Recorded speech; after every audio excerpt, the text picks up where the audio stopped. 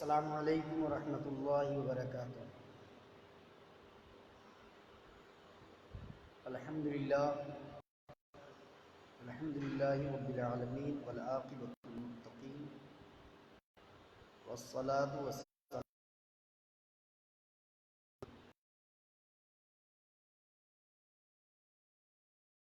الرحمن الرحیم۔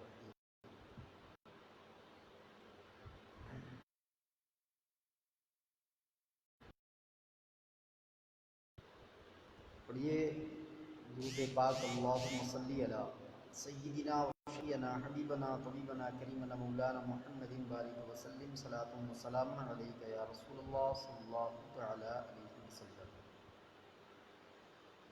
اب تمام حضرات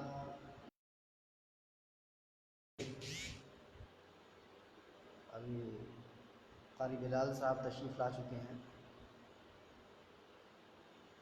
اب سب جڑیں تو کچھ اچھی باتیں۔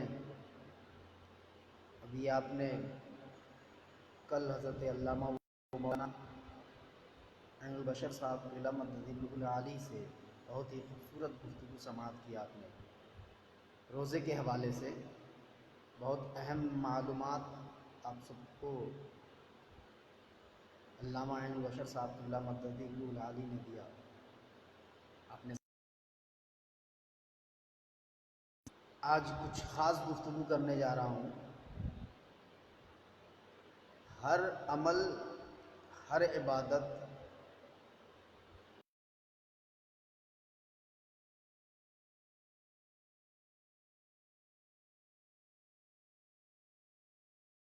بہت زیادہ معتبر ہے، اللہ کو پسند ہے جو عمل، جو عبادت آپ رب کے ڈر سے کریں گے، یعنی اللہ سے ڈر کر جو عبادت آپ کریں گے وہ عبادت اہم ہے۔ وعلیکم السلام ورحمۃ اللہ وبرکاتہ۔ محمد جینا صاحب، محمد علی جینا صاحب، وعلیکم السلام، خیریت سے ہیں آپ؟ ماشاءاللہ۔ اللہ تعالیٰ قرآن مجید میں ارشاد فرماتا ہے وَاذْكُرْ رَبَّكَ فِي نَفْسِكَ تَضَرُّعًا وَخِيفَةً، یعنی اپنے رب کو اپنے دل میں یاد کرو زاری اور ڈر سے۔ اللہ تعالیٰ نے ارشاد فرمایا کہ اپنے رب کو اپنے دل میں یاد کرو زاری اور ڈر سے، یعنی خوف خدا میں آنسو بہا کر اللہ کے ڈر سے آپ عبادت کریں اور ریاضت کریں۔ پھر نماز ہوگی، آپ جو بھی عبادت کریں گے اس عبادت میں خشوع اور خضوع اور مزہ اس وقت ملے گا جب آپ اللہ کے ڈر سے عبادت کریں گے، اللہ کے ڈر سے عبادت کریں گے۔ اگر اور کوئی نیت ہو، جیسا کہ آپ بارہا سنتے ہیں حدیث پاک میں الاعمال بالنیات، عمل کا دار و مدار نیت پر ہے۔ اگر کوئی بندہ یہ نیت کر لے کہ مجھے لوگ نمازی کہیں گے، لوگ میری عزت کریں گے، تو پھر یاد رکھیے گا یہ عبادت نہیں ہے، یہ اللہ کی عبادت نہیں ہے، بلکہ یہ اپنے نفس کی عبادت ہے، یہ نفس پرستی ہے، خدا پرستی نہیں ہے۔ اگر کوئی بندہ اپنی عزت کے لیے اگر عبادت کرتا ہے تو پھر وہ عبادت نہیں ہے، وہ خود کی عبادت ہے۔ اس لیے آپ جو بھی عبادت کریں، ریاضت کریں، جو بھی، صرف اللہ کے ڈر سے،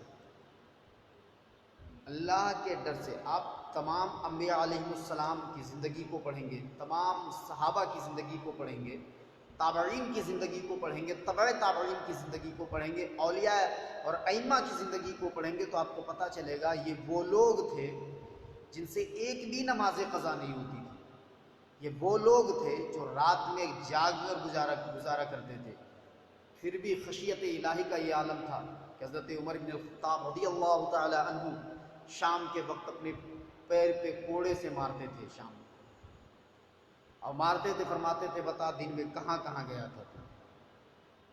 حضرت سیدنا صدیق اکبر رات بھر خشیت الہی میں رویا کرتے تھے کھڑے ہو کر، اس قدر عبادت فرماتے تھے۔ سیدنا غوث اعظم کعبے کے غلاف کو پکڑ کر دھاڑے مار کر رویا کرتے تھے۔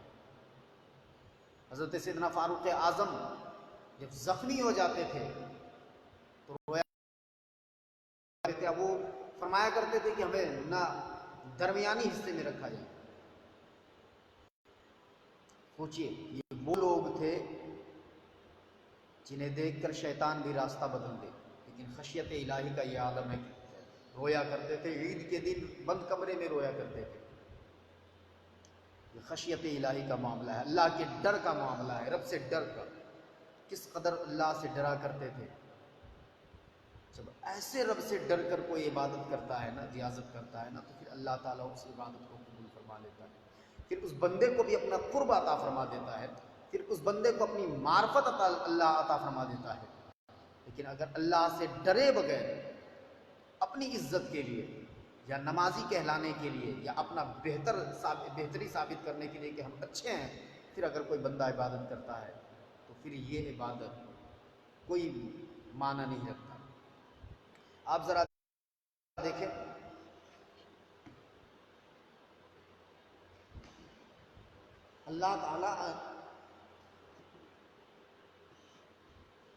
اللہ تعالیٰ نے اپنے بندوں کو تمام نعمتوں سے نوازا، ہر نعمتوں سے نوازا، اور کم و بیش 1,24,000 انبیاء و مرسلین کو اس دنیا میں بھیجا، ہمیں صحیح راستے، ہمیں صحیح دشا دکھانے کے لیے۔ صحابہ کرام آئے، پتھر کھایا، مصیبتیں جھیلا، بھوکے رہے، یہ تمام کے تمام صرف ہمیں صحیح راہ پہ لانے کے لیے۔ انہوں نے جو اپنی زندگی کو گزارا، صحابہ کرام تابعین، حضرت سیدنا فاروق اعظم رضی اللہ تعالیٰ عنہ کے عالم یہ تھا کہ آپ حضرت فاروق اعظم رضی اللہ تعالیٰ عنہ کو جب نیزہ سے زخمی کر دیا گیا تو ان کی وفات کا وقت قریب آیا۔ وفات کا وقت قریب آیا تو انہوں نے اپنے بیٹے سے کہا، بیٹے میرا چہرہ زمین پر رکھ دو،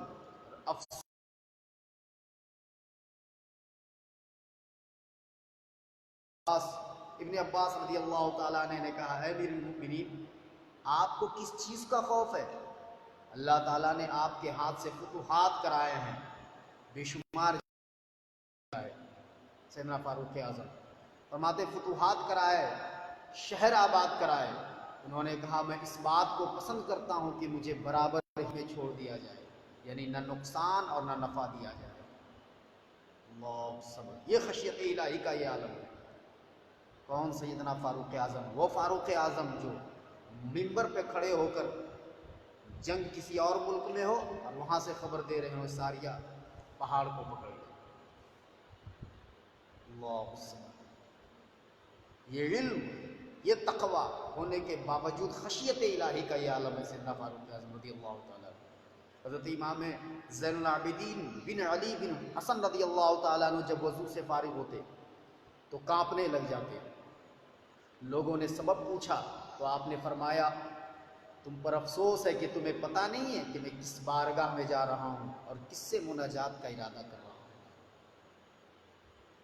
آج نماز کے لیے ہم جاتے ہیں، عالم یہ ہے کہ ہم ایک دوسرے سے باتیں کرتے رہتے ہیں، دنیاوی گفتگو کیا کرتے ہیں ہم ایک دوسرے سے، دنیا کی باتیں، کوئی تو سیاست اور راجنیتک کی بھی اب باتیں مسجدوں میں کرنے لگے۔ لیکن جب کوئی بندہ خدا بارگاہ الہی میں کھڑا ہوتا ہے نا تو پھر کانپتا ہے، جیسا کہ حضرت امام زین العابدین بن علی بن حسن رضی اللہ تعالیٰ عنہ فرماتے ہیں کہ تمہیں پتہ نہیں ہے کہ کس کی بارگاہ میں جا رہا ہوں اور کس سے مناجات کا ارادہ کر رہا ہوں۔ حضرت امام احمد ابن حنبل رضی اللہ تعالیٰ عنہ نے فرمایا کہ خوف خدا نے مجھے کھانے پینے سے روک دیا، اب مجھے کھانے پینے کی خواہشات نہیں ہوتی۔ مسلمانوں، خوف خدا ہمارے دل سے نکل، جس کی وجہ سے آج ہمارا یہ عالم ہے کہ آج ہم بھٹک رہے ہیں، آج ہم بھٹک رہے ہیں، مارے مارے پھر رہے ہیں، آج رسوا ہیں ہم، وجہ یہ ہے کہ اس سینے میں ہمیں خوف خدا ہونی چاہیے، اس دل میں خوف خدا کے لیے یہ دل ہے، لیکن ہم بالکل دور ہیں۔ شراب ہاتھ میں اٹھانے سے پہلے ایک بار سوچتے نہیں کوئی دیکھے یا نہ دیکھے، رب دیکھ رہا ہے۔ حرام کاری کی طرف جانے سے پہلے آپ سوچتے نہیں ہیں کہ کوئی دیکھے یا نہ دیکھے، وہ رب دیکھ رہا ہے جو مالک یوم الدین ہے۔ کسی گناہ کی طرف بڑھنے سے پہلے آپ نے کبھی سوچا ہے کوئی دیکھے یا نہ دیکھے، وہ رب دیکھ رہا ہے جو مالک یوم الدین ہے، جو روز جزا کے دن پکڑنے والا ہے۔ اب چھوٹی سی چھوٹی غلطی بھی آپ نے کیا نا، چھوٹا سا چھوٹا گناہ بھی کیا نا، اسے بھی رب دیکھتا ہے۔ بڑی سی بڑی نیکی بھی آپ نے کیا، اسے بھی رب جانتا ہے۔ یقین جانو مسلمانوں، اپنے قدم کو بڑھانے سے پہلے اس سوچ کر قدم بڑھاؤ کہ مجھے میرا رب دیکھ رہا ہے، کوئی دیکھے یا نہ دیکھے میرا رب دیکھ رہا ہے۔ اور جانتے ہو خوف خدا سے اللہ کے ڈر سے آنسو بہانے والا بندہ وہ کتنا عظیم ہوتا ہے۔ یہ بارگاہ وہ بارگاہ ہے نا جہاں خسارہ ہے ہی نہیں ہے، گھاٹا ہے ہی نہیں ہے۔ اللہ کی رضا کے لیے آپ کچھ بھی کرو، اللہ کی رضا کے لیے اگر چند آنسو بھی بہا دیا تو پھر اللہ تعالیٰ پوری کے پورے اجر عطا فرماتا ہے۔ اب ذرا دیکھیں، ایک حدیث پاک ہے، حضور اکرم صلی اللہ تعالی علیہ وسلم نے ان 7 آدمیوں کا ذکر کیا کہ جس دن کوئی سایہ نہیں ہوگا تو انہیں اپنے عرش کے سایہ میں جگہ دے گا، یعنی میدان محشر میں جب کوئی سایہ نہ ہوگا، میدان محشر میں کوئی سایہ نہ ہوگا۔ آج تو ہم ڈرتے نہیں ہیں نا، ذرا مئی جون کی گرمی میں روڈ پر نکل کر دیکھو، کروڑوں میل اوپر سورج، اس کی تپش کو ہم برداشت نہیں کر پاتے ہیں۔ سوچو کل میدان محشر میں جب سوا نیزے پہ سورج ہو، زمین تانبے کی ہوگی، تو ایسے عالم میں تب کیسے رب کی بارگاہ میں حساب و کتاب دو گے؟ ایسے عالم میں جب رب پوچھ دیا کہ تم جوانی تم نے کیسے گزارا، تم کیا جواب دے گا؟ ایسے حالات میں اگر رب پوچھ دے کہ تم نے اپنے جو کمایا اس کو خرچ کہاں کیا ہے، تو پھر بتاؤ کیا جواب دو گے؟ وعلیکم السلام ورحمۃ اللہ وبرکاتہ۔ اسلام بھائی بھی تشریف لا چکے ہیں، شکریہ۔ ایسے حالت میں اگر رب پوچھ دے کہ تم نے جوانی کیسے گزارا ہے تو پھر کیسے بتاؤ؟ مسلمانوں، آقا علیہ السلام نے فرمایا کن 7 آدمیوں کے بارے میں، جبکہ کوئی سایہ نہ ہوگا، اللہ تعالیٰ اپنے عرش کے سائے میں اسے جگہ دے گا۔ ان میں سے ایک وہ آدمی ہے جس نے تنہائی میں اللہ تعالیٰ کے عذاب اور وعید کو یاد کیا اور اپنے قصور یعنی اپنے گناہ کو یاد کر کے خوف الہی سے اس کی آنکھوں سے آنسو بہ نکلے، اور خوف الہی کی وجہ سے وہ نافرمان اور گناہوں سے کنارہ کش ہو گیا۔ اپنا گناہ یاد کر کے، اپنی غلطی کو یاد کر کے وہ اللہ کی بارگاہ میں تنہائی کے عالم میں جب روتا ہے تو اللہ تعالیٰ کل میدان محشر میں جب کوئی سایہ نہ ہوگا، سوا نیزے پہ سورج ہوگا، زمین تانبے کی ہوگی، جب پسینے سے ہر کوئی اپنے عمل کے مطابق شرابور ہوگا، ڈوبا ہوگا، تو ایسے حالت میں وہ بندہ جو تنہائی میں اپنے گناہوں کو یاد کر کر، اپنی غلطی کو یاد کر کر بارگاہ خداوندی میں اللہ سے ڈر کے روتا ہے اور آنسو بہاتا ہے، تو کل میدان محشر میں وہ اپنے عرش کے سائے میں اللہ تعالیٰ اسے جگہ عطا فرمائے گا۔ اللہ صمد، اللہ صمد۔ ذرا سوچئے، بندہ جب آنسو بہاتا ہے نا، ایک اور حدیث پاک میں اللہ کے رسول ارشاد فرماتے ہیں، حضرت ابن عباس سے یہ مروی ہے، روایت ہے کہ آقا علیہ السلام نے ارشاد فرمایا کہ 2 آنکھیں ایسی ہیں جنہیں آگ نہیں چھوئے گی، 2 آنکھ ایسی ہے جنہیں آنکھ نہیں چھوئے گی۔ ایک وہ آنکھ جو آدھی رات میں اللہ کے خوف سے روئی، ارے ہم رات کی تو تنہائی چھوڑو، دن کے اجالے میں بھی 5 وقتہ نماز ادا نہیں کرتے ہیں ہم، رات کی تنہائی کو تو چھوڑو۔ وہ بڑا عظیم بندہ ہوتا ہے جب ساری دنیا سوتی ہے نا، پھر ایک نیک بندہ اٹھتا ہے، وضو کرتا ہے، سرد ٹھنڈی میں بھی ٹھنڈا پانی سے وضو کرتا ہے اور پھر مولا کی بارگاہ میں کھڑا ہوتا ہے اور گڑ گڑاتا ہے، وہ بڑا عظیم ہوتا ہے۔ لیکن حالات یہ ہے کہ آج ہم دین کے اجالے میں بھی، حالانکہ ہر آرائش ہے ہمارے لیے مسجد میں، اس کے باوجود ہم 5 وقتہ نماز ادا نہیں کرتے، اس کے باوجود ہم 5 وقت کی نماز سے دور ہیں۔ اللہ الصمد، کہاں ہے خوف خدا؟ کبھی آپ نے اس آئینے کو جھانکا ہے، اس دل کو دیکھا ہے؟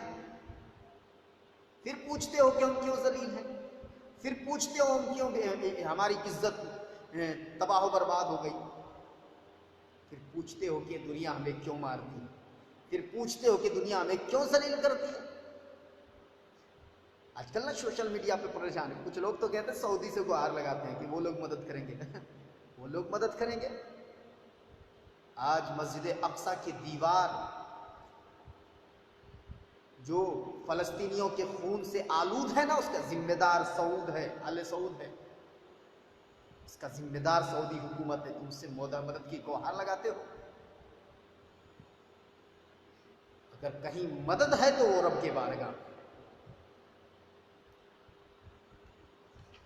اللہ کی بارگاہ میں گڑ گڑاؤ۔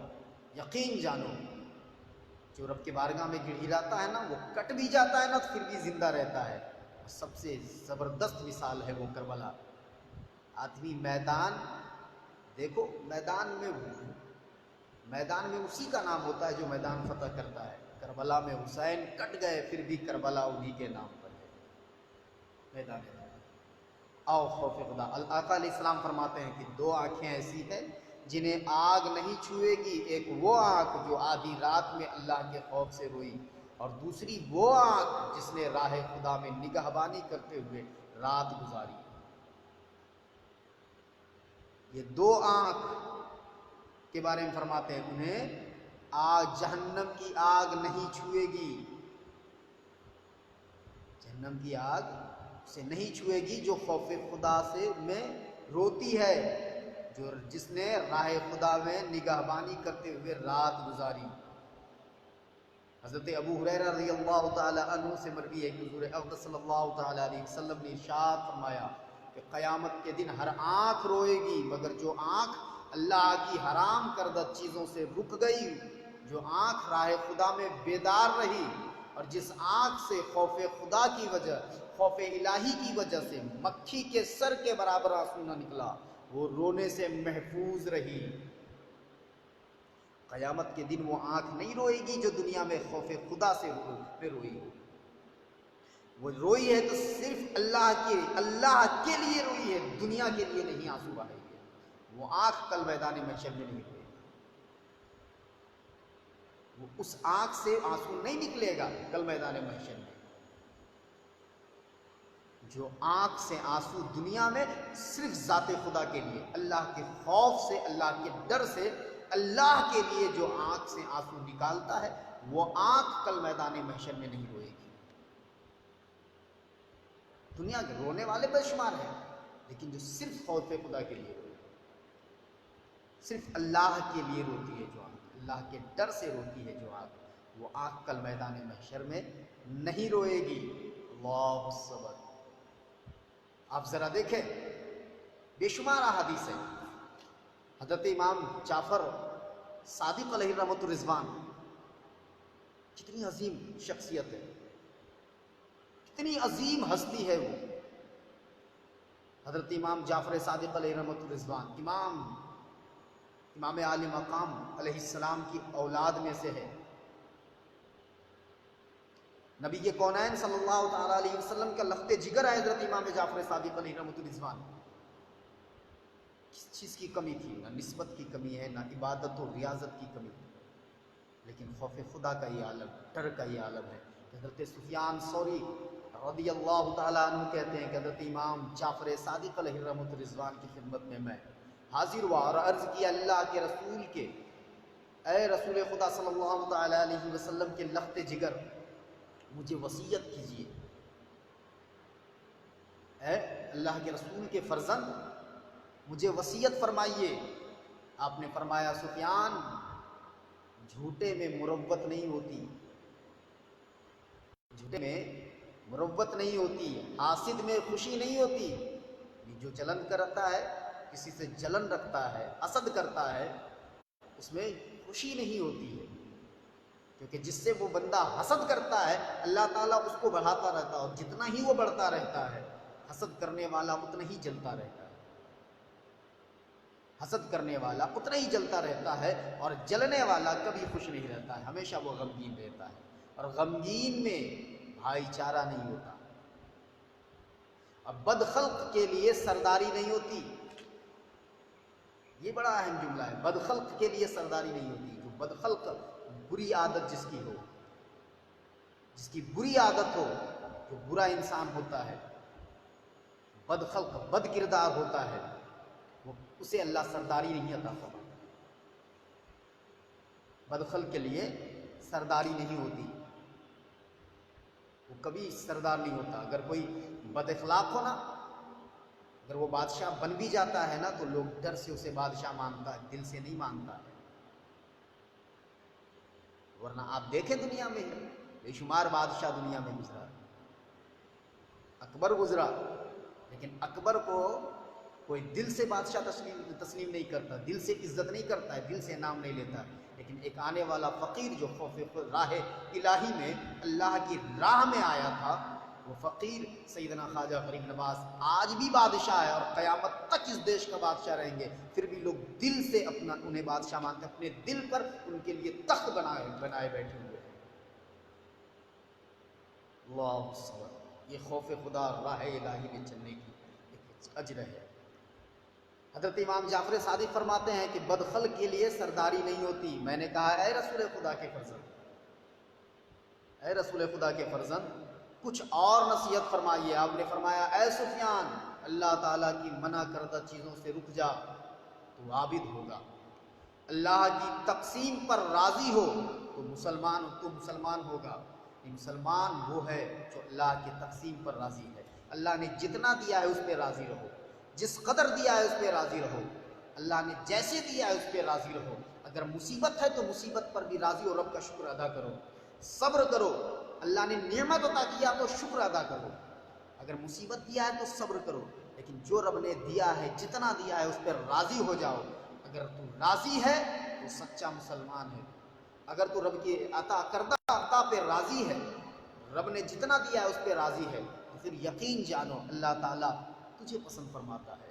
لیکن اللہ کے عطا کردہ پر اگر بندہ راضی نہیں ہوتا ہے تو پھر اللہ تعالیٰ اس سے محتاجگی میں گرا دیتا ہے. اللہ تعالیٰ اور محتاجگی کی طرف ڈھکیل دیتا ہے اسے، جو بندہ اللہ کی عطا پہ راضی نہ ہو. اللہ تعالیٰ حضرت سیدنا امام جعفر صادق فرماتے ہیں اے سفیان، اللہ تعالیٰ کی منع کردہ چیز سے رک جا. یعنی اللہ نے جس چیز سے تمہیں منع کیا ہے اس سے رک جا تو عابد ہے. اللہ نے جس چیز سے تمہیں منع کیا ہے تو رک جا. آج ہم رکے ہیں. بزرگوں کی نصیحت ہمارے لیے ہمیں یاد ہی نہیں ہے. صرف ہم رونا رو رہے ہیں، ہمارے کیوں جا رہے ہیں، ہم پریشان کیوں ہیں، ہم تکلیف میں کیوں ہیں، ہم کس کے لیے ہیں. ہمیں بزرگوں کی نصیحتیں یاد نہیں ہیں. ہم اللہ کی تقسیم، جب اللہ کی تقسیم پر ہم راضی نہیں ہیں، اللہ نے جس چیز سے ہمیں روکا ہے اس پر رکے نہیں ہیں، تو پھر ہم کون ہوتے ہیں جب مصیبت آئے تو اس سے ہم شکایت کریں؟ ہم کون ہوتے ہیں جب مجھ سے شکایت کریں مصیبت آنے پر؟ اللہ نے تو پہلے تمہیں شراب سے روکا تھا، تم نے روکا. اللہ نے حرام کاری سے روکا تھا، روکا. اللہ نے سود سے روکا. اللہ نے زناکاری سے روکا ہے، روکا. اللہ نے بدکاری سے روکا. ہم نہیں رکے. ہم بڑھتے گئے. جب پھر ہمارے لیے ذلت آ گئی تو ہم پھر اللہ کی طرف متوجہ ہوتے ہیں. ہم کیوں پریشان ہیں؟ پریشانی اس لیے ہو کہ تم بارگاہ خداوندی کو چھوڑ دیے. پریشان کس لیے ہو کہ تو اللہ کی بارگاہ کو چھوڑ دیو. جس سے اللہ کے بارگاہ کو چھوڑ دیا، یاد رکھنا وہ اللہ سے دور ہو گیا. فرماتے ہیں اللہ نے جس چیز سے منع کیا رک جا تو عابد ہوگا. اللہ کی تقسیم پر راضی ہو تو مسلمان ہوگا. جیسی तुम लोगों से दोस्ती चाहते हो, तुम भी उनके साथ वैसी दोस्ती रखो।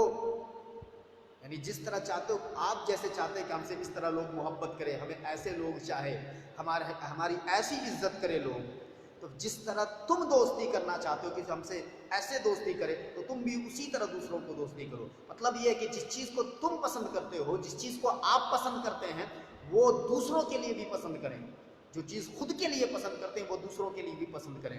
तब ऐसे आलम में हज़रत सुफियान सौरी फरमाते हैं कि तुम उनके साथ भी वैसे ही दोस्ती है, तो तब तुम मोमिन होगे, तब तुम मोमिन होगे। मोमिन की पहचान बता रहा है हज़रत इमाम जाफर सादिक अलैहिर्रहमतुल्लाह। मोमिन की पहचान बता रहे हैं कि जो चीज़ आपको पसंद है, जो चीज़ आप पसंद करते हो, वो दूसरों के लिए भी पसंद करें।